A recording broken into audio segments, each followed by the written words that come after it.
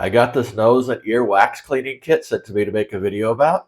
I got it in my nose here. It says to keep it in here for 2 minutes. So I got it in here for 2 minutes and then we'll take it out and see how it does. If you have facial hair, you want to use the little mustache protector right there.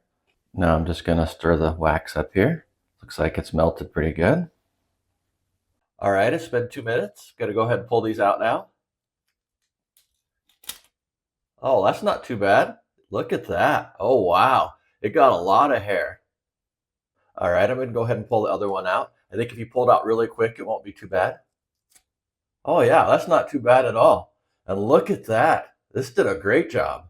It also comes with some little post-waxing wipes. So yeah, it's pretty nice that it comes with these little wipes here to get cleaned up with afterwards. Little soothing wipes there. So yeah, this nose and ear waxing kit's pretty nice. If you're looking for a great way to clean out your nose hairs, this will do it.